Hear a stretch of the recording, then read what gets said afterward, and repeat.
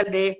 It'll mean so much to hundreds and thousands of young people if only you could talk about mental health. And I must tell you, it took us just one message, and I got a voice note by her saying, anytime.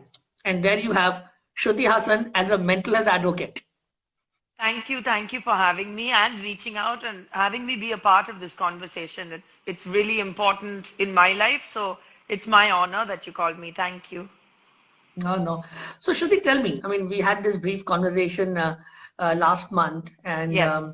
you were very vocal and open about mental health that you individually also gone through. So, share with us what makes you want to uh, spread the awareness around mental health.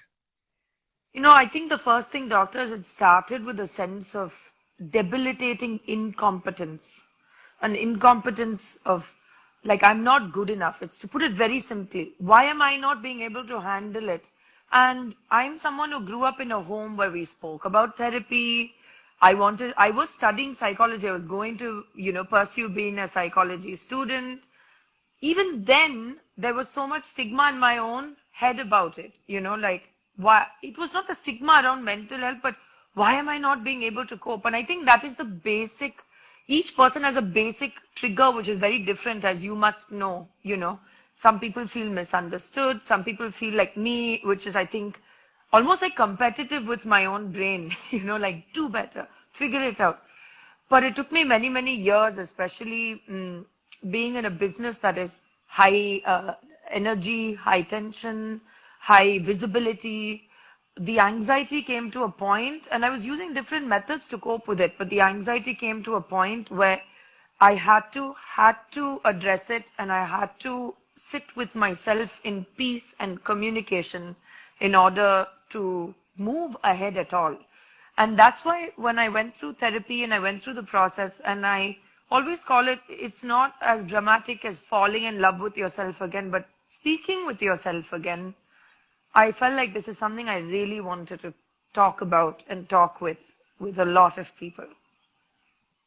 Shruti, the number of people in the world who suffer from some form of an anxiety disorder, Yeah.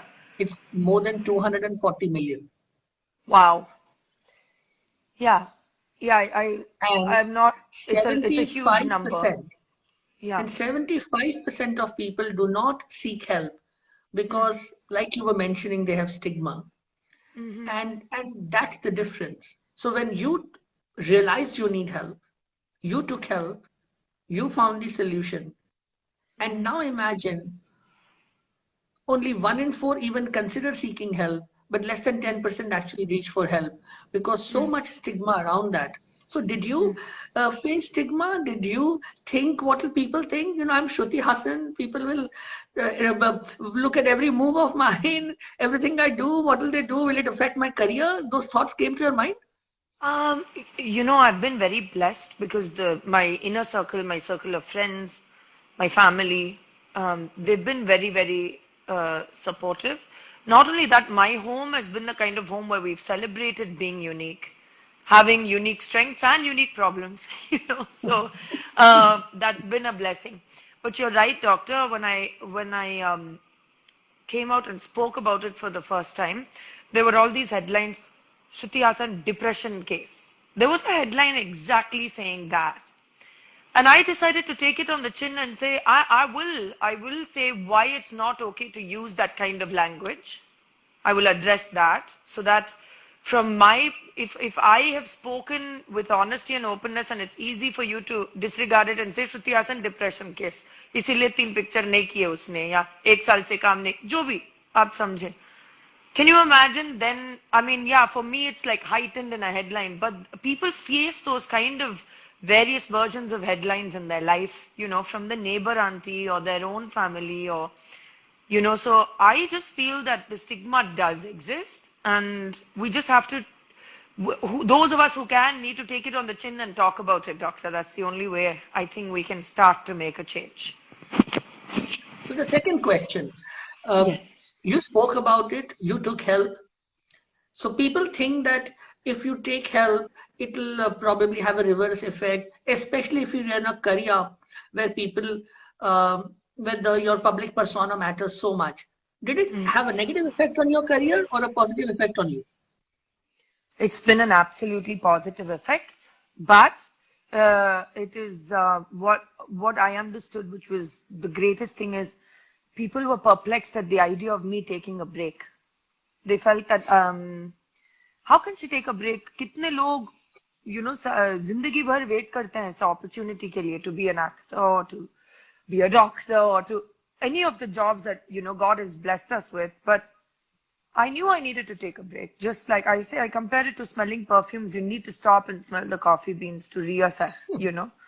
And I needed to take a break, and more than anything, that is what I feel I was almost interrogated on. But why? Like, how can you? And that means you don't value the opportunity. But I said it means I value my health and my state of mind, from where all of this art is created. So it is actually taking care of the factory from where all of this comes, and I need to do that. So that the joy of missing out intentionally and planning to care for yourself is also an important part. Now, nobody has to be as dramatic as me, but certainly taking that time out whenever you can, even in the day, telling your family, this half an hour is for me, put your phone off. Maybe you like to write. Maybe you like to just watch something or sing or meditate or pray, whatever it is. I think that's, you have to take. I wish I'd taken those mini breaks instead of one giant one. But I think that's so well said that if you don't take self-care, I mean, if you look around, we've had this Yes. Simone Biles in Yes. Olympics just before the Osaka. We've had in cricket, we've had across the field. I mean, one needs to understand burnout should not be an option. You Yep. stop way before it. It's a long life. I mean, even if you take a break, I mean, like you said, the factory is there. Your talent is yours. Your personality is yours. Your effort is yours. Cars need refueling. We need Yep. servicing. We need to sleep to be able to work the next day. Yes.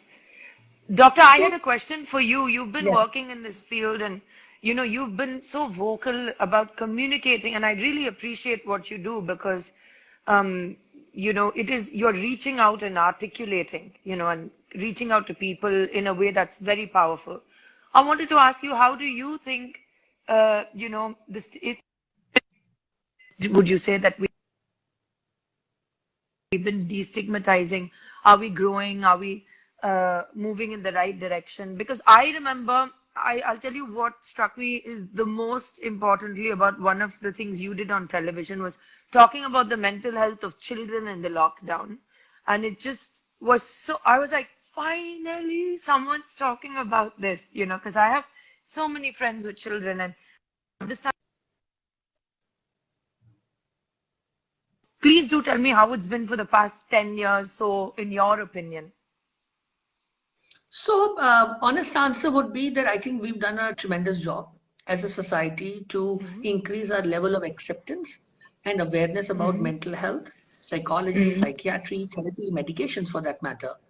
I started my career way back in 2000. I was a student of psychiatry in 1997. Shruti, when I decided and told my family in 97, 96 that I'm planning to be a psychiatrist, you can well imagine how my family would have reacted and worried about that. Oh, psychiatry karega, cardiology kar lo, neuro kar lo, ye kar So lo, it's wo kar not lo. enough to be a doctor, you have to be a specific And, kind yeah, of yeah. doctor. And we are talking about 95. I'm not even sure you were born then, I right? So, was. I was. so those were the very, very different times. And then what happens is that then I take psychiatry, and everybody's surprised. To be honest, my mom is still surprised that there are people who listen to me, and she's still surprised. But the thing is that I've seen the change. The change has been that acceptance has increased, but we need to understand if it was a mountain Mm, through which we need to get a road, we've just about got a window in. But a window in over 2 decades is remarkable. But and this is a worldwide problem, so they don't allow no, no, anyone no. to believe Yeah. that it's an Indian problem. It's not. 75% of people worldwide hesitate to seek help because of stigma. And people talk about a knee surgery, people talk about diabetes, people talk about migraine, you can talk about everything. But how Yes. many people like you have actually spoken about a mental health problem? And statistically, we are more likely to have a mental health problem as compared to something else. That's a fact of Yeah. life. Yeah, absolutely. And that's where, I mean, I was reading a comment that just came a while back, that when role models like you speak, what it does is it normalizes conversations on mental health. Because here you are, you know, you have a true sense of self, but for people, they see only one side of you that's portrayed on a reel. A lot of times, people don't realize that behind the real persona, there's a real self. And today's generation, and which is where I want to bring your attention to, today's generation, especially generation on social media, is so lost at times into how many followers, how many likes, what is the right look, what is not the right look, do I do this, do I do that, do I be like that person? So, how does an individual maintain their identity and uniqueness? You've maintained yours. So, how about all these young people listening to you and help them realize that they can be themselves and not be somebody else's copy? I think the it's a systemic issue because for me, I think from the beginning, for example, I basically started out as a musician and I'm still a musician, but I think the image of cinema and acting always it's so bright and shiny, and I'm blessed for that. But I'll tell you that even like you said, it's not just an Indian problem. In the West, the only people talking about mental health were musicians, especially rock and roll musicians were saying, True. I suffer with depression, I suffer with anxiety, I suffer with addiction. So I was reading these people speak about this and I loved each and every lyric of theirs. I loved their music. But I was reading all of this when I was 14 or 15. So they became my role models. These metal musicians, heavy metal musicians and rock and roll musicians who were saying, my music comes from this place and I want to talk about it. To me, that was really eye-opening, and it was very beautiful as to how, oh, that thing that people stigmatize and look back and call adjectives that are not nice is what is fueling this artistry. So that understanding was so powerful to me as a person, and therefore helped me celebrate being different. So in fact, as I was growing up, if they said, oh, you're a wonderful girl, you're like all the other lovely girls, it would probably bother me more than if they said, why are you so different? So I think that might be a personal thing, but I do believe I have also been in that trope. I remember when I first started acting, I was very confused about how to act, first of all. I was in a job I had never trained for. So I was like, how do I do this? Okay, I'm here. And then came doctor after, I was very young, I was 22 or 23. And I was not the smartest, coolest 23-year-old. I was quite malleable. I think like a lot of us have been at certain ages in our life. And it became, you must dress this way, you must not wear black. If you want to be accepted as a heroine, you need to speak this way. You have a very strong voice, speak softly. These all seem very silly, but over time they erode you. They erode who you are. And one day you're sitting down and going, where is Shruti? And that is where that feeling of disassociation can really throw us all off. And I can see it happening on social media sometimes. And I must say, one can only hope that it is an inevitable process for all of us in some way.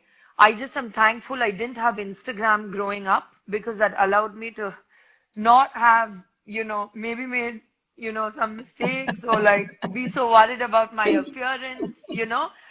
But it happens, and one can only hope that the journey to self is not too debilitated by social media, because social media also has this amazing power for people to find their own communities and talk to people maybe that they couldn't in their neighborhood or in their friend circle. So I know that it has the other positive side as well. Oh, absolutely. I mean, COVID has been an example. Social media has helped us connect with each other, reach out and help and support each other. This, for example, this conversation we are having is very much having on social media platform. And several thousand people are going to listen to this. And when they listen to a Shruti Haasan saying, listen, I also had doubts on myself. I worked hard. And it's not the persona that you perceive just because you see the glamour and the glitter, the surname, the the career choice, the music, the glamour, the color. So the perception can be so faulty, and for them to realize that an individual is still an individual at the end of the day. And Of that's what course. young people today need to understand, that you just have to be yourself. And you're quite right. When I passed my 12th, we did not have a think by that time some DVD or something had started having. Sorry, we used to see in video cassette player. I used to have a video cassette player, and VHS, that too came yeah. in 12. Yeah, VHS, right? And we had, when I went to study medicine in Ahmedabad, to call up my home, I would walk 12 minutes, stand up in a line in a PCO, see that the tickering of the bill while I was talking to dad or mom or my brother, and you would think, oh God, how am I going to spend the rest month? And it'll happen once a week. You can call from there to Yeah. here. The accessibility, the sheer intrusiveness that has happened, and I think that's where it has happened. It's gone younger. So I also feel bad that when you see a 7-year-old, an 8-year-old, a 10-year-old who's already exposed to so much of digital interface, that sometimes their true sense of self is lost in what are people going to like. So Yeah. you as a Yeah. person, how do you deal with this? I mean, again, the perception would be that you're in a branch where people need to like, and only then it becomes something important for you. So how do you deal with that sense of your own originality without worrying about the likes, dislikes, and number of followers? And I've been told you have a few million of them. Yeah. I mean, no, no, I mean, one can easily fall into those tropes, right? I could compare myself to another actor and say, oh my gosh, they have 40 million followers. And that's just, it's a very old-fashioned thing. And, it's like, tum apna kaam dekho, tum apni khushi dekho. Do you. It's so simple. Just do you. Like, it's just illogical to expend energy into opinions and variables you cannot control. That's all I have done with my life, meaning, if I've hurt or offended someone, I can try and change their opinion because I've hurt them and say, I apologize. And that's very different to appeasing strangers whose opinions are actually irrelevant to you, which is what happens in social media. Is sometimes you realize that you may never meet these people. These may not be the people you may like even if you meet them. These numbers are just that. They are numbers. And when you start to say, let me look at the good. I've always looked at the good. It's not like I see only beautiful comments on social media. And I say, no, but 3 comments ago, somebody said they love me and my song made them happy. That's the comment I'm going to focus on because that is good energy for me. It's so old fashioned, but just do what makes you happy. Focus on the good energy. It's easier said than done. I know it's a human trait to more easily focus on the problem and the negative. But I think when you condition yourself into gratefulness, it helps. It's helped me tremendously on a personal level.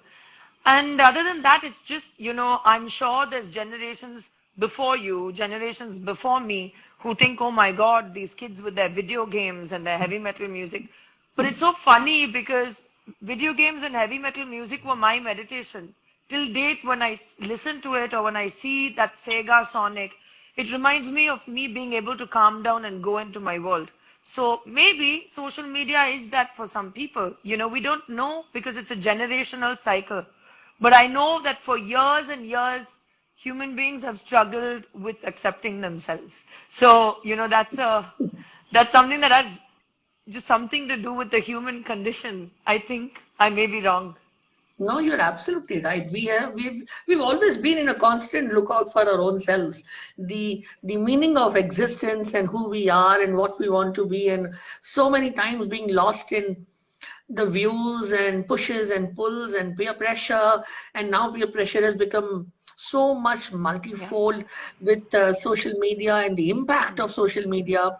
And that's where sometimes you see young people being swayed away. I mean, to me, I have been speaking about online bullying and trolling for a while Yeah. now. Yeah. I cannot see a more wasteful act done by humankind than to troll, to hide behind a handle and to Yes. hide behind perceived anonymity and and be abusive or be nasty or be mean to any Doctor, other what do you human think is being. don't you think that trolling has become so much more? And I thought, it was maybe not so bad before, but do you think it's something to do with helplessness or aggression? I think it's to do with aggression a lot more, but I also feel and understand this. When you look at social psych, you'll realize when is it easiest for you to be aggressive? When you are Mm, anonymous. Digital interface creates a perception of anonymity. I mean, fine, you know that you've given in your phone number or your URL is oh, there, yeah, yeah, but yeah. you But also know yeah. that who's going to bother trying to reach out. So you just use any handle, you use a Yes. name, you use a fake picture, and Display then you picture. Yeah. Yeah. and I this is worries me, but this worries me because everybody may not have the poise or the understanding a Shruti Haasan has.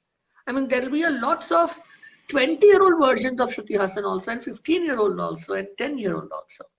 So if you're a 13, 14, and Shruti, I must tell you, in the last 2 or 3 years, the Mm, number of people I have seen between the age group of 12 to 15 mm. who have come for treatment because of experiencing cyberbullying. Cyberbullying? Ah, Now yeah. that's 12 to 15. 12, Mm, just imagine how life was for you when you were 12 years old. I was in grade 7, right? I was in grade 7, didn't even know, could understand some of these things. The only thing in our lives at that time was, you know, a teacher not coming and you get a free period and can we go to the playground and play cricket. From mm, there, you are grade 7 student today going through cyberbullying, and that's the world also that's happening. And I think it's so important that we keep voicing and talking about the need of positivity because it's the energy that surrounds mm, us. mm. It's so Yep. important. I remember in seventh grade, so when I was around 12 is when I failed my class 7 and went back into class 7. And Chennai is a very academically driven society. So it was like, you know, and I remember that, it's funny because I think I was bullied very passively without cyberbullying. And it had a deep scarring impact on me in the sense of I refused to get bullied. So when people would try and bully me, like, don't you feel bad? You feel, no, I don't feel bad. I failed so I could go into the next class with my friends. I was always coming up with these kind of examples of being funny but bullying is a very serious thing which stays with you. I'm 35 years old today and it stays with me even now. I remember the face of the person. Now I imagine it must be so hard to not even have a face to forgive or to, it sounds strange, but I remember the face of the person. I remember the two girls who did it. I remember the person who said what they said. And I'm able to say, you know what, it's okay. It's fine. I'm so grateful for where I am today. But I think there's something more sinister about not seeing the person. It's almost more alarming. Like you said, the faceless cyberbullying is so much more alarming because if that happened to me at 12 or 15, that would be really hard for me to deal with, I think. Definitely. Yes, yes. And in fact, what you just said is so true here, and everybody here listening should understand that at 12, one experiences something, and at 35, you still remember it. Yeah. So it's just a matter of the way life turned out to be that the impact of that episode did not last.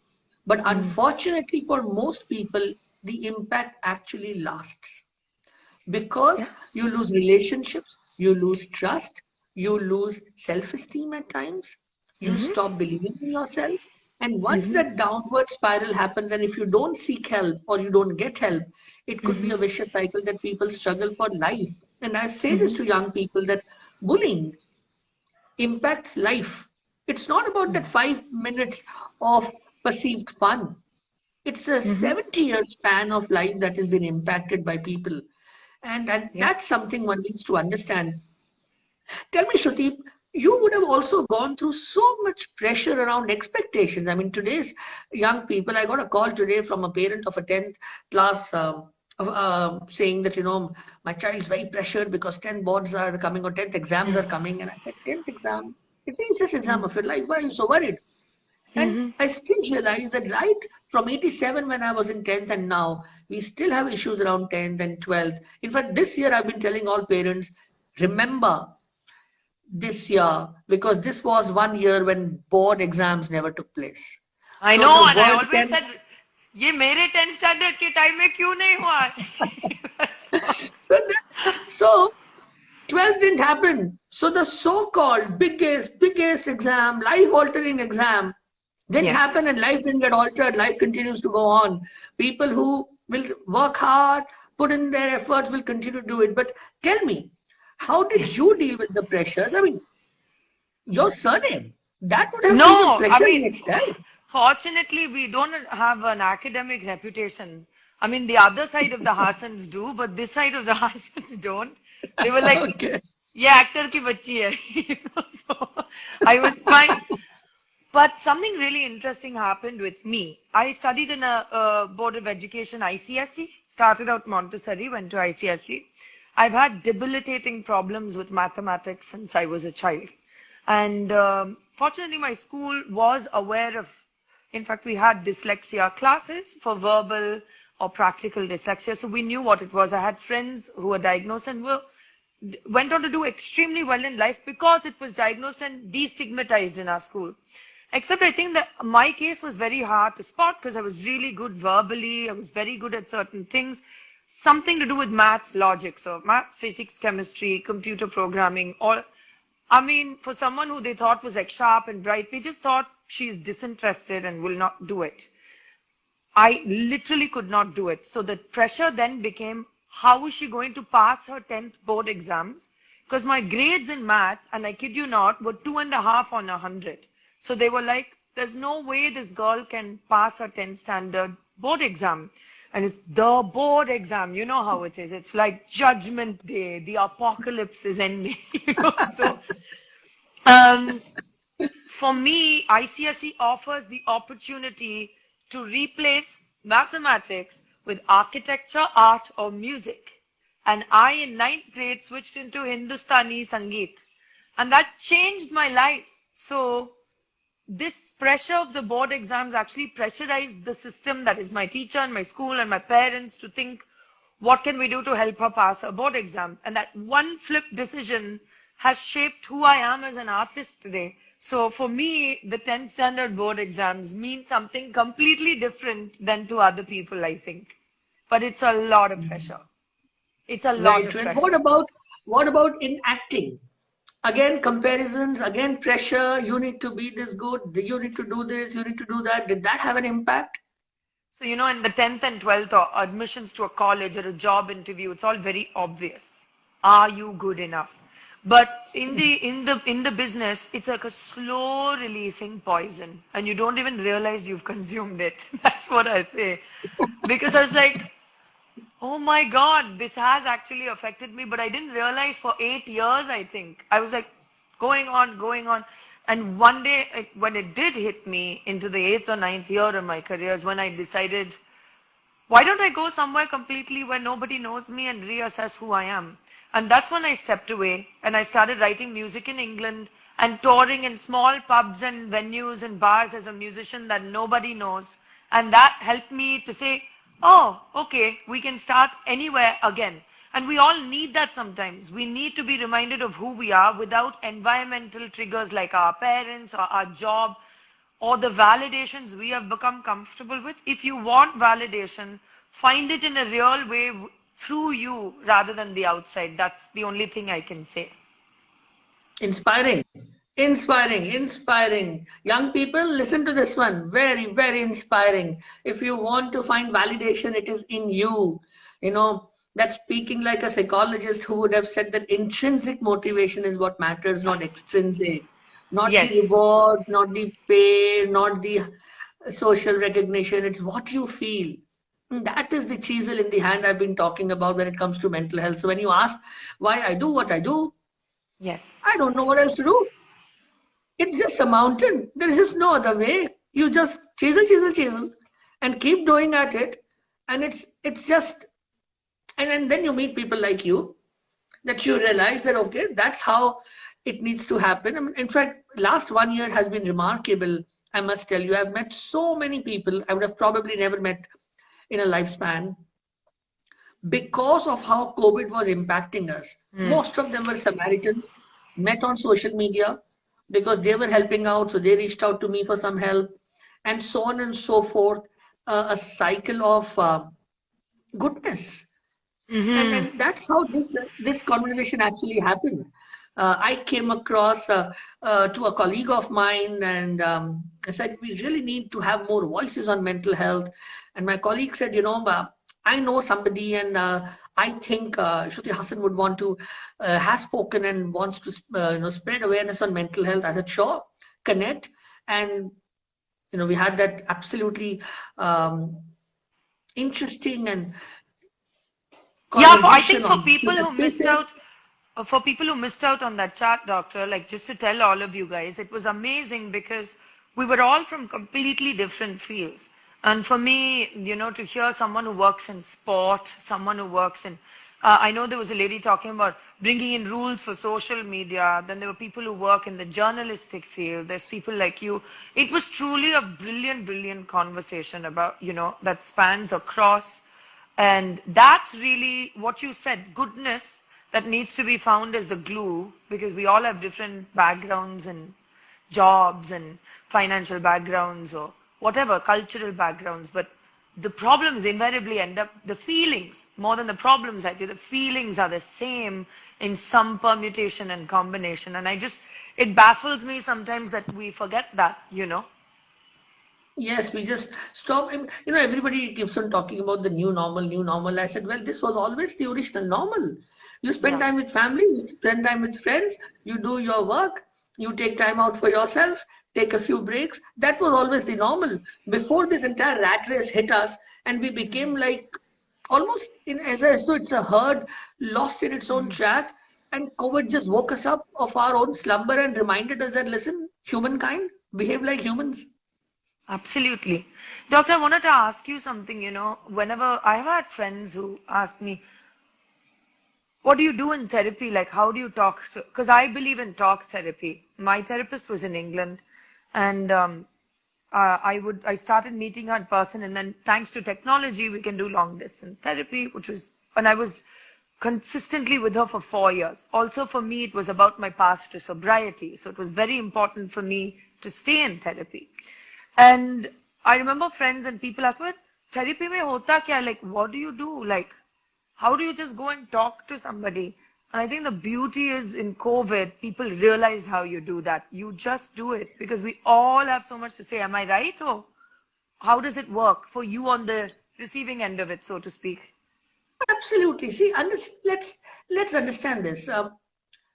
Mental health problems are health problems. So mental Yes. health focus on the health. How does a problem happen? Three aspects: biopsychosocial. Bio is Yes. biological, not in my control, not in your control. If your chemicals are less, your chemicals are less. Something needs to be done Yes. about it. That's Yes. where medications come into the light. Yep. Then psychological, which means how do my personality has an interface with life, with people. Now, this is where I can be reprogrammed, retrained, relearned, given more skills. It could be I had some anxiety of facing people, and somebody helped me to face people. Similarly, it could be self doubt. I started feeling confidence. All of that happens in therapy. And the third component is social, which is how do I get the best and how does my support system help me the best, which is biopsychosocial. Now, therapy is as scientific, as clinical, as evidence based as taking a medication is.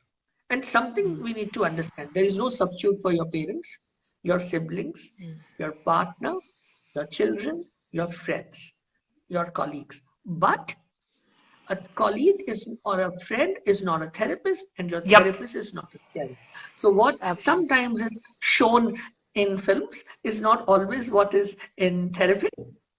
In I want to fact, tell it's people this because I would go to therapy and she'll be like, "How are you?" And I'll be like, "I'm fine, thanks. How are you? How was your vacation?" And she'll be like, "None of your business. Let's get back to therapy." You know, I don't know anything about the woman who I know so much about because of me. And that's actually been amazing. I wanted to ask you, um, this is an important question because I think a lot of people think, how do I go about choosing to get help? Number one, you know. So how do I tell my family? How do I tell my friends? Because now we're all talking about it and people realize this is an option. There's online, there's, in person. The second thing is, what is your advice for people to choose a therapist for themselves? Because I think a lot of time what happens is because it's still a new concept for a lot of people, people just go via recommendations and they don't understand it. So I knew I wanted a female therapist of a certain background because I knew that it would help me. What is your advice to people? How do you go about knowing what kind of therapy or who you want as your therapist and how does that work? Please, I'm sure people would love that.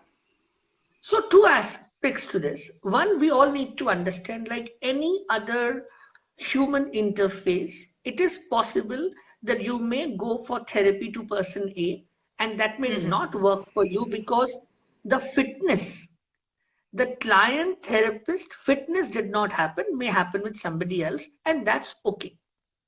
That's first Yep, thing.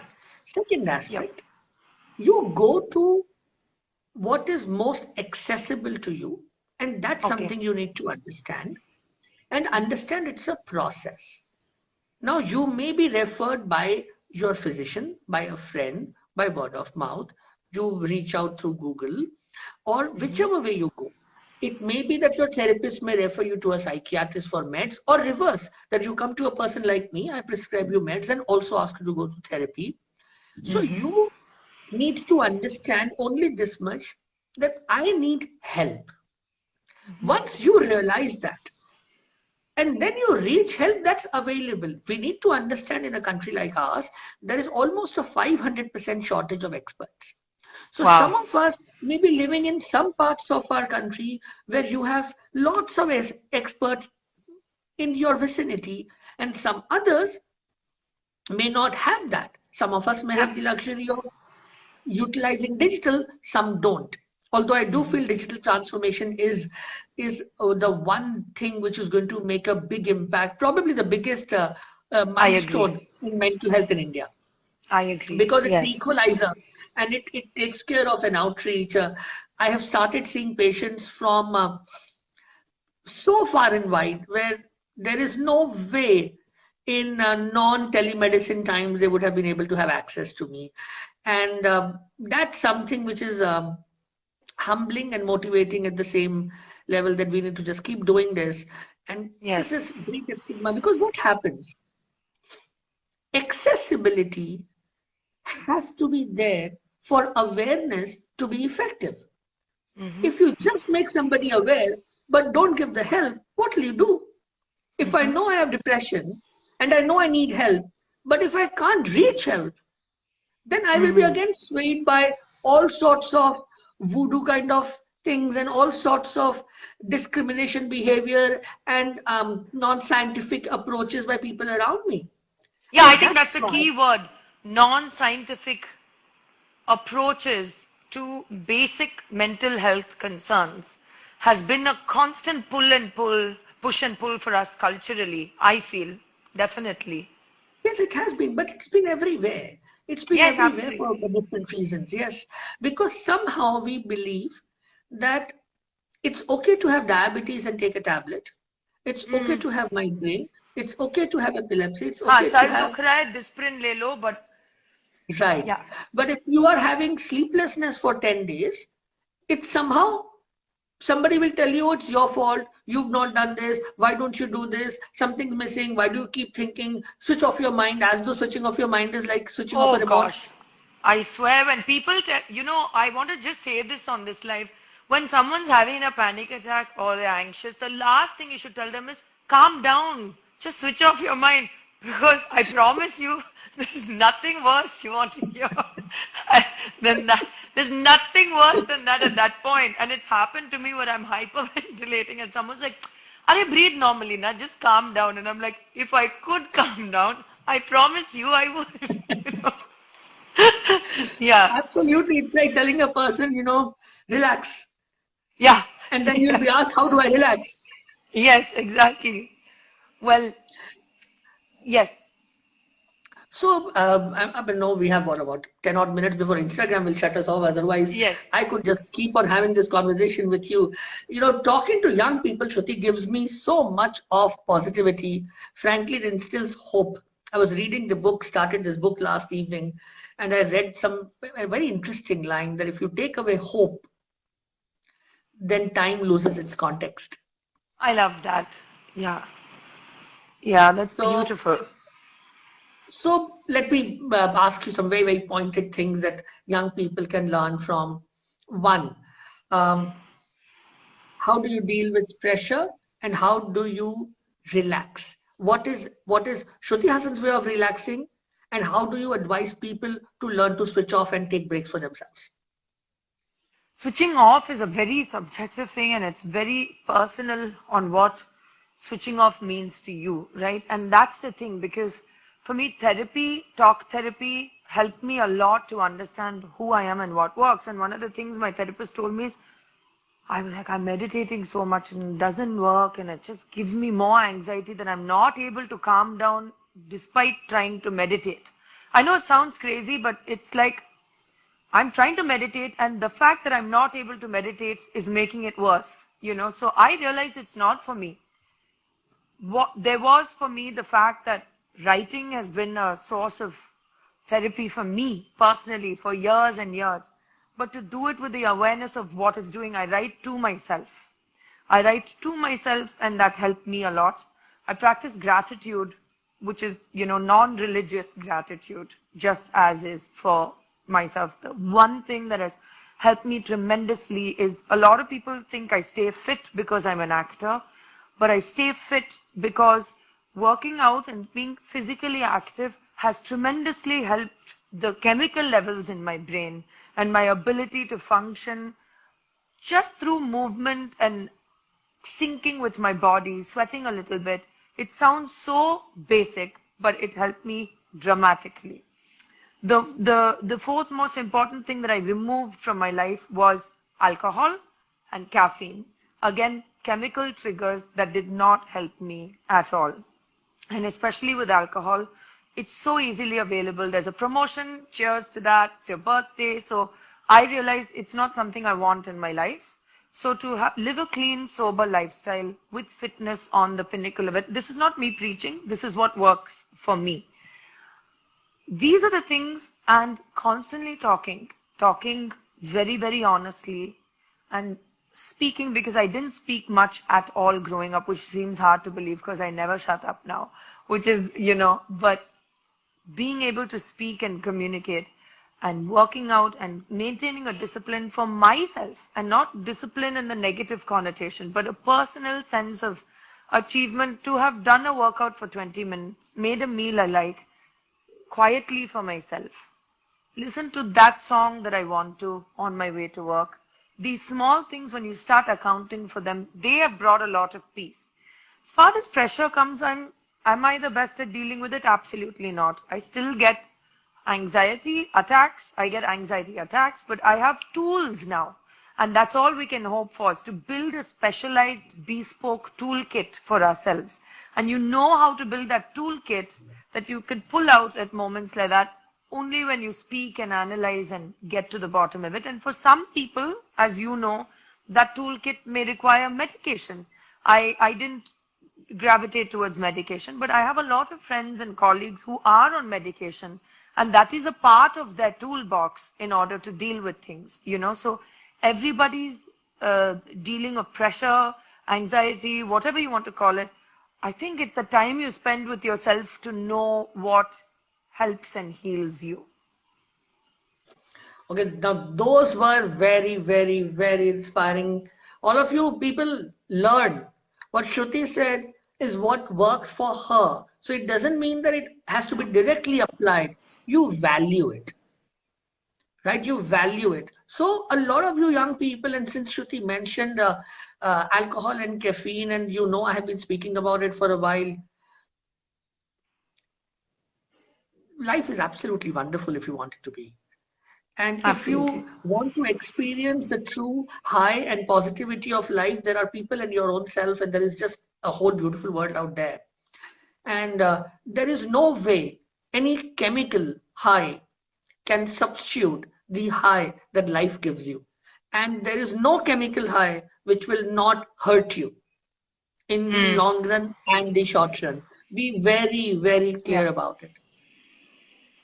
The second part was before we wind this up, friends, family, colleagues, if somebody is struggling from mental health issue, most people end up telling that person, sort it out by yourself, do this, do that, and discourage at times seeking help, discourage conversations, almost end up victimizing, blaming individuals. So, your advice to people when they have somebody struggling from a mental health concern, and your advice to somebody who's going through a mental health concern and not be swayed by the stigma and just go ahead and seek help. I think the first thing, doctor, which I'm sure you're aware of, is people say, लेकिन you're so close to your mom, उनको बताओ ना, वो आपको समझती हैं. She understands you, she gets you. I'm your friend, talk to me. You said something very important. Love your family, love your partner, love your husband, love your kids. But you are not a therapist. A therapist is a trained professional who is capable, educated, and trained specifically to help with that. They are not substituting the love your family gives you. It is not love, it is therapy. And here, love is love. It's two separate boxes. So that is something that needs to be understood. If you feel, oh my God, my sister is going through this or my friend is going through this, do I not love them enough? This is a very basic. Am I not loving them the right way? Am I not a good friend? Am I not a good girlfriend? Is that why they are depressed? No. It is chemical sometimes, like you said. It is whatever the trigger is. So I think the first thing is we all have to understand that you need to listen. Listen to what they're saying. And then you need to be open enough, because what is a greater help to someone than being generous with your thought, your time, and your heart? And that generosity doesn't mean मैं सब कुछ ठीक कर लूंगी आपके लिए. That generosity means let me truly look and see how this person needs to be helped. And I'm sure when you do that, 100% of the time the answer would be seeking mental health as a priority. Absolutely. So today we had this conversation, and I've been bombarded with thank you messages of people saying that this is an important conversation, and the fact that your speaking on mental health has so much of an impact. And I must tell you, um, I may take millions and millions of talks and conversations, but a one conversation by a person like you actually makes an impact because people listen to you. People see you as a role model. For a lot of young people, what you do, what you say actually matters. And I think that's what role models also need to learn. And that's why this conversation is special, special for us. Very Thank you, special thank you. because I have been saying this for a while. Role models need to behave like role models Which, because which you is, can't be deprived. I always have a problem with the word role model, and I'll tell you why. No offense. Is because suddenly people feel like they need to button their top collar and stand at a podium to be a role model. For me, I don't know what that word means, but I wanted to have an honest conversation with my audience. I wanted them to know who I am. So if that means being a role model, sure, slap the sticker on. But uh, role model is not a job title. A role model is like you are a role model because you do what you do, doctor, in your field. You are being you. And that's the thing, for me to be able to say I still have very difficult days, and I find my ways of dealing with them, and I still reach out for mental help when I need it. I've created that support system. And if people, I don't want to sit here saying my photos are unfiltered, I'm perfect, and I'm always happy, and I win every day. No, I don't. And I think that's the important thing. Yes, and when I say role model is because whether we like it or not, there is some young person looking up at all of us. It could be one Absolutely. person or 100 people, and that's where our responsibility and people who are and have a public presence, I think if they start giving meaning to the meaningful aspects of our life, that's the change that humankind gets. And I think that's what this conversation brings to you. So before we wind up, Shruti, Yes. your final thought. Anything. Well, first of all, Doctor, I want to thank you for the amazing work you've done in this field, and most importantly, taking the time to constantly connect and speak about it is absolutely priceless. So thank you for that, and thank you for having me here for this wonderful chat. It's been absolutely, it's been lovely speaking with you so openly, and I hope that people have enjoyed us speaking today. Thank you. So all of you, you heard the actor, the musician, more importantly, a mental health advocate and a brilliant, brilliant human being. Thank you, Thank Shruti you. Haasan, for being you, Thank you. and thank you Thank you for so joining much. us. Thank you. My Thank pleasure. you. Thank you. Bye. Thank you. Bye, And everyone. everyone, let's continue to work towards creating mental health as a priority. This World Mental Health Absolutely. Day, let's take away the inequality in our society when it comes to mental health. Choose actions that matter. Thank you. Thank Thank you. you. Thank Thank you, you, Shruti Haasan. everyone. Thank Thank you. you, Doctor. Bye. Thank